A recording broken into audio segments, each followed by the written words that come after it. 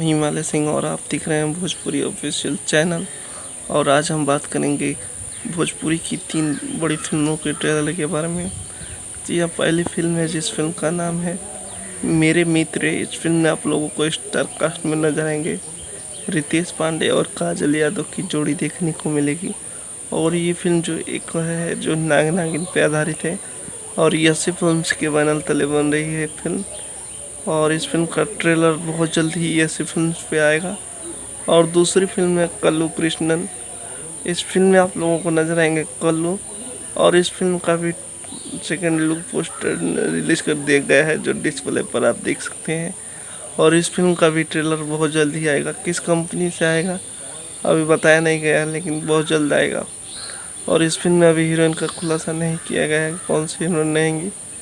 और तीसरी फिल्म है जिस फिल्म का नाम है मैंने दिल तुझको दिया है। इस फिल्म में आप लोगों को काजल यादव और कुणाल तिवारी देखने को मिलेंगे। और इस फिल्म का भी ट्रेलर बहुत जल्द ही आप लोगों के बीच आएगा। जैसे ही आएगा आप लोगों को मैं वीडियो बना के अलग से बता दूंगा। तो इन तीनों फिल्मों का न्यूज़ कैसा लगा कमेंट करके बताइए। और हमारे चैनल पर नए हैं तो चैनल को सब्सक्राइब और लाइक